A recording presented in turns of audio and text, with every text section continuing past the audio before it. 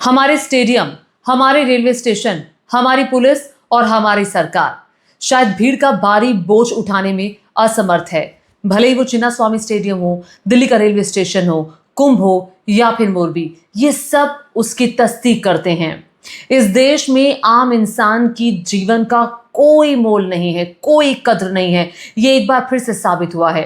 बेंगलुरु का Chinnaswamy stadium, RCB की जीत का अंदर जश्न बन रहा था और बाहर लोग तड़प रहे थे, भगदड़ में मर रहे थे। 11 लोगों की मौत हो गई। इन 11 में से 3 टीनेजर थे।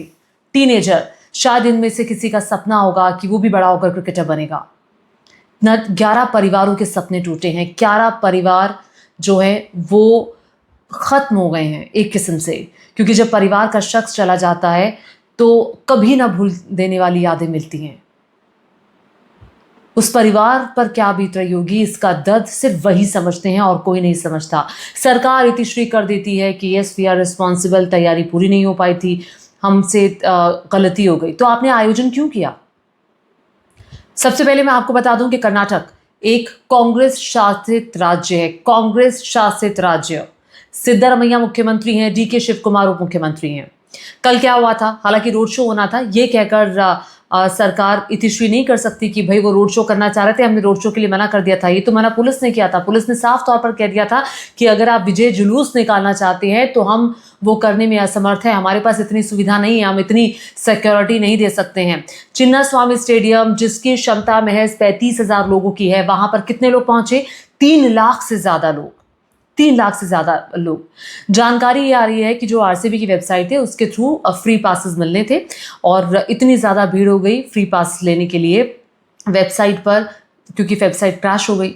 एक एक पास वाले के साथ भी काफी लोग आ रहे थे। फिर अचानक से जो 3 गेट खोले गए थे वो बंद कर दिए गए और गेट के बाहर लोगों की भारी भीड़ थी और वो भीड़ अंदर जाने पे उतारू थी, अंदर जाना चाहती थी और तभी अचानक बाहर भगदड़ मच गई। उसी भगदड़ में 11 लोगों की मौत हो गई। ये तो तब हुआ जब विजय जुलूस नहीं निकला। विजय जुलूस अगर निकला होता तो फिर क्या होता? आखिर ये दबाव किसका था कि 3 तारीख को मैच जीती आरसीबी पंजाब के अगेंस्ट, 4 तारीख को आपने विजय जुलूस निकाल दिया? क्यों भाई, इतनी जल्दी क्या थी? आप तैयारी कर लेते, उसके बाद विजय जुलूस निकालते। ये सरासर सिद्धरामैया सरकार, कांग्रेस सरकार की बहुत बड़ी नाकामी है और इसका जवाब देना होगा। आप किसी की भी जिंदगी के साथ यूं खिलवाड़ करने का हक आपको नहीं है। डीके शिव कुमार उप मुख्यमंत्री माफी मांग रहे हैं। आज तो वो रोए भी हैं। उन्होंने कहा कि मैंने अपनी आंखों के सामने कई लोगों को तड़पते हुए देखा। लेकिन इससे क्या होगा बात करने से? ये आप उस समय फैसला करते ना जब आपको पता था कि 3 तारीख को जीत के बाद बेंगलुरु में इतने पटाखे बजे, इतना जश्न हुआ। उसके बावजूद पुलिस वाले, कई ऐसे पुलिस वाले थे जो 35-35 घंटे से लगातार ड्यूटी पर तैनात थे। उनकी क्या हालत हुई होगी? क्या ऐसी स्थिति में वो इतनी सुरक्षा व्यवस्था ढंग से मुहैया करवा पाएंगे? इन तस्वीरों को जरा देखिए। ये रोते बिलखते लोग भी हैं और ये चप्पलों का अंबार है।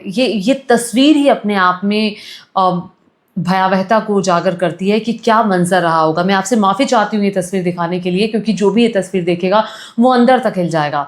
वो इसलिए क्योंकि यहाँ कितनी भगदड़ मची कि कितने लोग चप्पलें छोड़ छोड़ के चले गए। ये देखिए चिन्नास्वामी स्टेडियम में हुजूम जरा देखिए। कर्नाटक सरकार ये जश्न मना रही थी और ये जश्न कैसे मातम में तब्दील हो गया।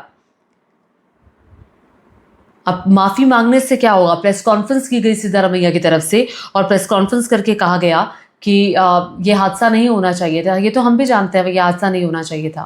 आपने उसके लिए क्या किया? अब आप मुआवजे का ऐलान कर रहे हैं। आप कह रहे हैं कि घायलों का हम फ्री में इलाज करेंगे। आप कोई एहसान नहीं करेंगे सिद्धरामैया साहब, कोई एहसान नहीं कर रहे हैं। सबसे बड़ी बात ये आपकी जिम्मेदारी बनती है। आपने आयोजन किया था, आपकी हामी से आयोजन हुआ, तो फिर ये व्यवस्था नहीं होनी चाहिए थी। आप 4 दिन बाद कर लेते, आप 1 हफ्ते बाद जश्न मना लेते। और सबसे बड़ी बेहूदगी तो ये रही कि अंदर जश्न बन रहा था जब आपको पता था बाहर भगदड़ मच गई। क्यों आखिर उस जश्न को बीच में रोका नहीं गया? कैसे डीके शिव कुमार तस्वीरें खिंचाते रहे, सिद्धरामैया विराट कोहली के साथ तस्वीरें खिंचाते रहे। अब इस पूरी घटना के बाद विराट कोहली की तरफ से जो एक पोस्ट किया गया, वो पोस्ट भी मैं आपके सामने स्क्रीन्स पर डाल देती हूँ, क्योंकि विराट कोहली ने जो कहा, एक लाइन में विराट कोहली का इसमें वक्तव्य रहा है at a loss for words, absolutely gated. तो और ये जो इमोजी दिल टूटने की उन्होंने डाली है। तो बेंगलुरु भगदड़ पर कर्नाटक के मुख्यमंत्री सिद्धारमैया ने जो बयान दिया है कि हादसा नहीं होना चाहिए था, भगदड़ का बचाव नहीं किया जा सकता, महाकुंभ में भी भगदड़ मची थी, इसमें 50-60 लोग मारे गए थे। उन्होंने कहा कि जश्न के लिए उम्मीद से ज्यादा लोग चिन्नास्वामी स्टेडियम में जुटे थे। ये तो पहले ही पता था कि उम्मीद से ज्यादा लोग जुटेंगे, क्योंकि ये क्रिकेटर्स हैं, आईपीएल है, इतने इतने मैचेस लोगों ने देखे हैं और 18 सीजन में पहली बार बेंगलुरु जीता है फाइनल, तो जाहिर तौर पर ये भीड़ होनी थी। बीजेपी भी लगातार कांग्रेस पर हमलावर है। बीजेपी ने कहा कि इस पूरी घटना के लिए राज्य सरकार जिम्मेदार है। कांग्रेस सरकार ने कोई व्यवस्था नहीं की, कांग्रेस ने भीड़ पर नियंत्रण नहीं किया, कांग्रेस सरकार की गैर जिम्मेदारी की वजह से मौत हुई है। इस कांग्रेस सरकार में कोई प्लानिंग नहीं की, बदइंतजामी के कारण भगदड़ मची। बदइंतजामी थी, इसमें कोई दोहरा नहीं है। और बहुत सारे लोग ऐसे हैं जो इसकी तुलना कुंभ से भी कर रहे हैं। देखिए, तुलना हो सकती है क्योंकि कुंभ में भी भगदड़ मची थी, दिल्ली रेलवे स्टेशन पर भी भगदड़ मची थी। सवाल ये खड़ा होता है कि इस इंसिडेंट के, चिन्नास्वामी स्टेडियम वाले इंसिडेंट की जितनी भर्त्सना की जाए उतनी कम है और सीधे तौर पर कांग्रेस शासित राज्य के मुख्यमंत्री सिद्धारमैया जिम्मेदार है, डीके शिव कुमार की जिम्मेदारी बनती है। लेकिन जहां तक बात है कुंभ की, कुंभ एक अलग प्रकार का आयोजन था। कुंभ ऑलरेडी प्रायोजित था। कुंभ की तैयारियां बहुत महीने पहले से चल रही थी। कुंभ नगरी को बहुत महीनों की मेहनत के बाद बसाया गया था। कुंभ के लिए बाकायदा जो मुख्यमंत्री योगी आदित्यनाथ है वो जगह जगह जाकर के निमंत्रण देकर आए थे।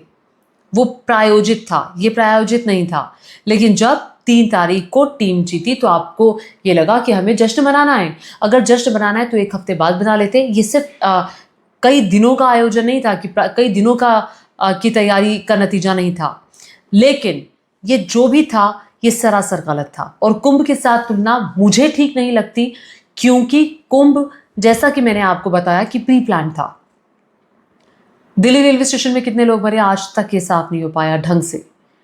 कुंभ में कितने लोग मरे, हालांकि अगर आप सरकारी आंकड़ों की बात करेंगे तो 35 के लगभग लोगों की जान गई, लेकिन आप अगर ऑफिशियल आंकड़ों के इतर बात करेंगे तो बहुत सारे लोगों का कहना है कि 100 से ज्यादा लोगों की मौत भगदड़ के दौरान मौनी अमावस्या के दिन हुई।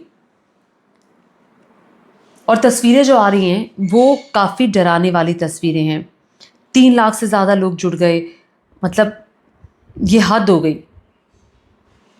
परेड के लिए पुलिस ने पहले मना कर दिया, और किसका दबाव था, कौन दबाव डाल रहा था, या फिर ये सरकार चाह रहे थे कि नहीं हमें तो आयोजन अभी करना है, हम मरे जा रहे हैं विराट कोहली के साथ तस्वीरें खिंचाने के लिए, हम उस ट्रॉफी के साथ तस्वीरें खिंचाने के लिए।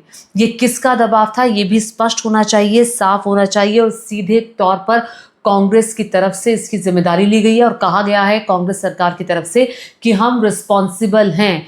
आप रिस्पॉन्सिबल हैं तो इस बात की आपको तस्दीक करनी होगी कि जिन लोगों की मौत हुई आप सीधे तौर पर जिम्मेदारी लीजिए। उनकी मौत हुई है, हम जिम्मेदार हैं। उनके घर वालों की जिम्मेदारी लीजिए। सिर्फ 10 लाख रुपए देने से इतिश्री नहीं हो जाएगी। उस परिवार को कभी ना भूलने वाला गम मिला है। उस परिवार के लिए तो ना जाने दुखों का पहाड़ टूट पड़ा है। तो इस तरह के आयोजन अगर किए जाएं तो सरकार में इतनी क्षमता होनी चाहिए, पुलिस में इतनी क्षमता होनी चाहिए कि वो स्थिति को संभाल लेगी। और अगर पुलिस ना करे तो सरकार को ये फैसला नहीं करना चाहिए कि आयोजन होगा। ये सबसे बड़ी बात है, क्योंकि पुलिस वहां की तैयार नहीं थी, जैसे कि खबरें आ रही हैं। आप इस घटना के बारे में क्या सोच रहे हैं नीचे कमेंट करके जरूर बताइएगा। साथ ही मेरे चैनल को सब्सक्राइब करना मत भूलिएगा। नमस्कार।